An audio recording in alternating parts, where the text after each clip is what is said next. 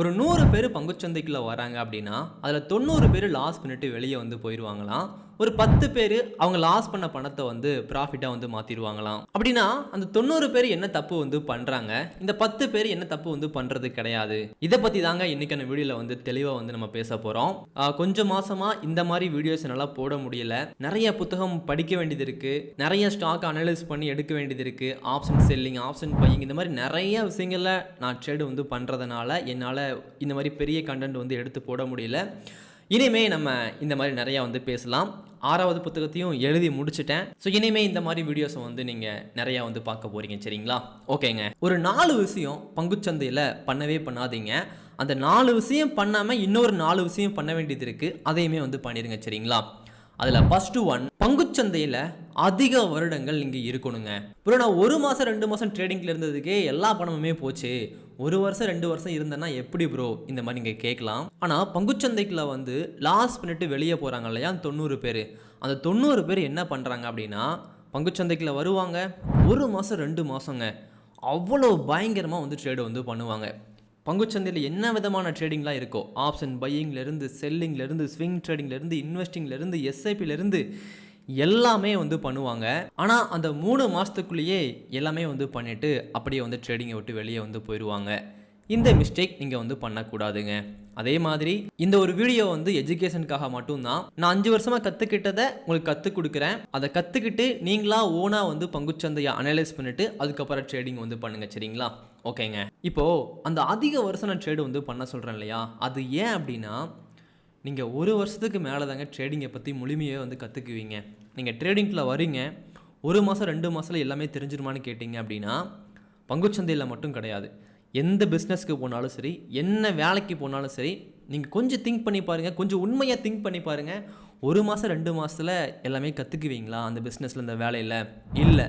பண்ண பண்ண பண்ண பண்ண தான் கற்றுக்க முடியும் இல்லையா? அதே மாதிரி தான் இந்த பங்குச்சந்தையுமே. இதில் ஒன்று என்ன அப்படின்னா, முதல் நாளே எவ்வளோ பணத்தை வேணாலும் உள்ளே வந்து போட முடியும், அது லாஸ் வரும், ப்ராஃபிட் வரும். அதனால் மக்கள் வந்து ஒரு பேராசைப்பட்டு வேக வேகமாக வந்து பண்ணிடுறாங்க, அதனால் நிறையா லாஸ் வந்து கொடுத்துருது. ஆனால் உண்மையாக நீங்கள் எப்போ ட்ரேடு பண்ண ஆரம்பிப்பீங்க அப்படின்னா அதில் நிறையா மாதங்கள், நிறையா வருடங்கள் இருந்தால் மட்டும்தான் நிறைய விஷயங்கள் வந்து தெரிய வரும். நீங்கள் ட்ரேடிங்கில் லாஸ் பண்ண நிறைய பேரை வந்து பார்த்துருப்பீங்க. நான் உள்ளே போய் பண்ணி பார்த்தேன், அதில் பெருசாக வந்து ப்ராஃபிட் வந்து கொடுக்கல, இப்படி சொல்லுவாங்க இல்லையா? அவங்ககிட்ட இதை வந்து கேட்டு பாருங்கள், எவ்வளோ வருஷம் ட்ரேடு வந்து பண்ணி பார்த்தேன், ட்ரேடிங்கை பற்றி எல்லாமே கற்றுக்கிட்டியா, கேட்டு பாருங்கள். நிச்சயமாக அவங்க பண்ணியிருக்க மாட்டாங்க. அப்படி 1 மாதமோ 2 மாதமோ 3 மாதமோ எனக்கு தெரிஞ்ச அளவில் பண்ணிவிட்டு நான் லாஸ் பண்ணிட்டேன் ப்ரோன்னு சொல்லிட்டு என்கிட்ட வந்து வருவாங்க. ஸோ இது வந்து உண்மைங்க. பங்குச்சந்தையில் நீங்கள் லாபம் பண்ண ஆசைப்படுறீங்க அப்படின்னா நிச்சயமாக 1 மாதம் 2 மாதம் ட்ரேடு பண்ணிட்டு வெளியே வந்து போயிடாதீங்க, அதிக வருஷம் வந்து இருக்க பாருங்கள். சரிங்களா? அடுத்த செகண்ட் ஒன்று வந்து ஸ்ட்ராட்டஜி ஜம்பிங். இந்த மாதம் ஆப்ஷன் பையிங், அடுத்த மாதம் ஸ்விங் ட்ரேடிங், அதுக்கு அடுத்த மாதம் ஆப்ஷன் செல்லிங், இப்படி வந்து மாறி மாறி வந்து பண்ணிக்கிட்டே வந்து இருப்பாங்க. ஆனால் எல்லாத்துலேயும் கொஞ்சம் கொஞ்சம் பண்ணிக்கிட்டே இருக்கிறீங்க அப்படின்னா அது வந்து ஒரு புதையலை 2 பேர் தோண்டுவாங்க இல்லையா, ஒருத்தன் வந்து கொஞ்சம் கொஞ்சமாக தோண்டிக்கிட்டு இருப்பான், இங்கே கிடைக்கல அங்கே தோன்று, அங்கே கிடைக்கல அங்கே தோன்றன்னு சொல்லிட்டு. இன்னொருத்தன் மட்டும்தான் ஒரே இடத்துல தோண்டிக்கிட்டே வந்து இருப்பான், அவனுக்கு தான் எல்லாமே வந்து கிடைக்கும். அதே மாதிரி தாங்க, ஒரு ஸ்ட்ராட்டஜிக்குள்ளே போகிறீங்களா, அந்த ஸ்ட்ராட்டஜியை பற்றி முழுமையாக கற்றுக்கிட்டு உள்ளே போங்க. அந்த ஸ்ட்ராட்டஜி நிச்சயமாக அந்த மாதம் லாஸ் கொடுக்கலாம், அதுக்கு அடுத்த மாதம் லாஸ் கொடுக்கலாம். உடனே அந்த ஸ்ட்ராட்டஜியை ஸ்டாப் பண்ணிவிட்டு வேறு ஸ்ட்ராட்டஜிக்கு ஜம்ப் ஆயிடாதீங்க. அந்த ஸ்ட்ராட்டஜி அதுக்கு அடுத்த மாதம் லாபம் வந்து கொடுக்கும். இந்த தப்பு வந்து ஒரு பிகினர் மட்டும் கிடையாதுங்க, 2 வருஷம் 3 வருஷம் ட்ரேடிங்கில் வந்து இருக்கிறவங்க கூட தப்பு வந்து பண்ணுறாங்க. ஆப்ஷன் செல்லிங்கை நம்ம எக்ஸாம்பிளுக்கு எடுத்துக்கலாம். ஒரு வருஷம் ஃபுல்லாக ட்ரேடு வந்து பண்ணுறீங்க அப்படின்னா, நீங்கள் பேக் டெஸ்டிங் டேட்டா வந்து எடுத்து பார்க்குறீங்க அப்படின்னா ஒரு 2 மாதமோ 3 மாதமோ அதில் லாஸ் வந்து கொடுத்துருக்கும். ஆனால் எந்த மாதம் லாஸ் வரும்னு சொல்லி நமக்கு தெரியாது. ஆனால் நீங்கள் ட்ரேடிங்கில் வரும்போது அந்த மாதம் லாஸ் வந்து கொடுக்குது அப்படிங்கிறனால அந்த ஸ்ட்ராட்டஜியை வந்து மாற்றக்கூடாது. ஏன்னா அந்த ஸ்ட்ராட்டஜியில் அதுக்கு அடுத்த மாதம் வந்து லாபம் வந்து கொடுத்துடலாம். ஸோ ஸ்ட்ராட்டஜி ஜம்பிங் வந்து அதிகமாக வந்து பண்ணாதீங்க. நல்ல ஸ்ட்ராட்டஜியை கற்றுக்கிட்டு அதில் ஒரு 1 இயராச்சும் ட்ராவல் வந்து பண்ணுங்கள். சரிங்களா? பங்குச்சந்தை எடுத்த உடனே அப்படியே பணத்தை வந்து கோடி கோடியாக கொட்டாதுங்க. பங்குச்சந்தை அப்படிங்கிறது சுலபமான வழியில் கஷ்டப்பட்டு பணம் கொடுக்கக்கூடிய ஒன்று. சரிங்களா? நான் ஒரு 3 புத்தகம் எழுதியிருக்கேன், இல்லை 6 புத்தகம் எழுதியிருக்கேன். அதில் 3 புத்தகம் வந்து ட்ரேடிங்காக. இந்த ஒரு 3 புத்தகம் தான் நான் எழுதியிருக்கேங்க. ஆசான் பாகம் 1, பாகம் 2, பாகம் 3 ட்ரேடிங்கில் வந்து நிறையா பேர் இந்த புத்தகத்தை வந்து படிச்சுட்டு தான் ட்ரேடிங் வந்து ஸ்டார்ட் பண்ணுறாங்க. ஏன்னா இதில் வந்து பேசிக்லேருந்து அட்வான்ஸ் வரைக்கும் ஒரு ஸ்டோரி மூலியமாக சொல்லி கொடுத்துருப்பேன். புத்தகம் படிக்கிற பழக்கம் வந்து இல்லாதவங்க கூட இந்த புத்தகத்தை வந்து ஈஸியாக படிக்க முடியும். ஒரு கதை மாதிரி சொல்லி கொடுத்துருக்கேன் அப்படிங்கிறனால அந்த கதை வந்து மனசுலேயே வந்து நிற்குங்க. அப்போ அந்த கதை வழியே என்ன சொல்லி கொடுத்தனோ அதுவும் மனசுலேயே வந்து நிற்கும் இல்லையா? அதுக்காக தான் ஒரு கதை மூலியமாக இந்த புத்தகத்தை வந்து எழுதியிருப்பேன். ட்ரேடிங்கை பற்றி கற்றுக்க ஆசைப்படுறீங்க அப்படின்னா இந்த புத்தகங்கள்லாம் முடிஞ்சால் வாங்கி படிங்க. இந்த புத்தகம் மட்டும் கிடையாதுங்க, நிறைய சுய முன்னேற்ற புத்தகங்கள்லாம் இருக்குது. த மிராக்கிள் மார்னிங், மனப்போக்கு தான் எல்லாமே, இந்த மாதிரி நிறைய சுய முன்னேற்ற புத்தகங்கள்லாம் வாங்கி படிங்க. அது உண்மையிலேயே நம்மளை வந்து முன்னேற்றும். அடுத்து தேர்டு ஒன்று, நான் நியூஸை வச்சு ட்ரேடு வந்து பண்ணுறதா, இல்லை கேண்டில் வச்சு ட்ரேடு வந்து பண்ணுறதா, இல்லைன்னா டெக்னிக்கலாக வந்து அனலைஸ் பண்ணி ட்ரேடு வந்து பண்ணுறதா, இந்த டவுட் வந்து நிறையா பேருக்கு வந்து இருக்குங்க. ஒரு உண்மையை சொல்லணும் அப்படின்னா, நீங்கள் என்ன டைப் ஆஃப் ட்ரேடிங் வந்து பண்ணுறீங்களோ அதுக்கேற்ற மாதிரி தான் இது எல்லாமே வந்து உதவும். இது எல்லாமே ஒரு டூல் மாதிரி ட்ரேடு வந்து பண்ணுறதுக்கு. இப்போ நியூஸ் வச்சு ட்ரேடிங் வந்து பண்ணுறீங்கன்னா நீங்கள் ஆப்ஷன் செல்லிங்கும் வந்து பண்ண முடியும், ஆப்ஷன் பையிங்கும் வந்து பண்ண முடியும். ஏன் அப்படின்னா ஒரு பெரிய நியூஸ் வந்து வருதுங்க, ஒரு உலகப்போரை பற்றி ஒரு நியூஸ் வந்து பெருசாக வந்து பரவுது, இந்தியா மேலே வரி வந்து பயங்கரமாக விதிச்சுட்டாங்க அப்படின்னா பங்குச்சந்தை அந்த ஒரு நாளில் வந்து பயங்கரமாக கீழே வந்து விழும். முக்கியமான ஈவெண்ட் வைக்கிறாங்க அப்படின்னா பட்ஜெட்டே வந்து அறிவிப்பாங்க இல்லையா, அந்த மாதிரி நாட்களில் பங்குச்சந்தை வேகமாக மேலே ஏறும், வேகமாக கீழே இறங்கும். அந்த மாதிரி நாட்களை வந்து ஆப்ஷன் பையர்ஸ் வந்து பயன்படுத்திக்குவாங்க. ஒரு மாதமாக ஆப்ஷன் பையிங்கே பண்ணியிருக்க மாட்டாங்க, ஸ்விங் ட்ரேடிங் மட்டும்தான் பண்ணிக்கிட்டு இருப்பாங்க. ஆனால் அந்த ஒரு நாளில் ஆப்ஷன் பையிங் பண்ணி அந்த மொமெண்டமை வந்து கேட்ச் பண்ணி ப்ராஃபிட் வந்து பண்ணிடுவாங்க, நல்ல ப்ராஃபிட்டே வந்து பண்ணிடுவாங்க. அப்போது நீங்கள் நியூஸை வச்சும் ட்ரேடு வந்து பண்ண முடியும். அந்த நியூஸை வச்சு எப்படி ட்ரேடு பண்ணுறோம் அப்படிங்கிறது தான் ரொம்ப ரொம்ப முக்கியம், சரிங்களா? ஆப்ஷன் பையிங்க்கு இது ரொம்ப ரொம்ப முக்கியம். அதே மாதிரி ஆப்ஷன் செல்லிங்கில் நீங்கள் நியூஸை பார்த்துட்டு ட்ரேடை வந்து க்ளோஸ் பண்ணக்கூடாது. நீங்கள் ஒரு ஸ்ட்ராட்டஜியில் ட்ரேடு பண்ணிக்கிட்டு இருப்பீங்க, இல்லை அயன் கவுண்டர் இந்த மாதிரி நிறைய ஸ்ட்ராட்டஜி இருக்கு இல்லையா, அந்த மாதிரி ஸ்ட்ராட்டஜியில் வந்து ட்ரேடு வந்து பண்ணிக்கிட்டு இருப்பீங்க. திடீர்னு ஒரு பேட் நியூஸ் வரும், அந்த பேட் நியூஸை பார்த்து நீங்கள் ஏன் ட்ரேடை வந்து க்ளோஸ் பண்ணணும்? ப்ரீமியம் கரைஞ்சா ப்ராஃபிட் வந்து வரப்போகுது ஆப்ஷன் செல்லிங்கில், நீங்கள் ஏன் ட்ரேடை வந்து க்ளோஸ் பண்ணணும் நியூஸை பார்த்துட்டு? அதே மாதிரி நீங்கள் ஸ்விங் ட்ரேடிங் வந்து பண்ணிக்கிட்டு இருப்பீங்க. உங்களுடைய இலக்கு வந்து ஒரு 6 மாதத்துக்கு ஒருக்க, ஒரு 1 இயருக்கு ஒருக்க ப்ராஃபிட் பண்ணுறது.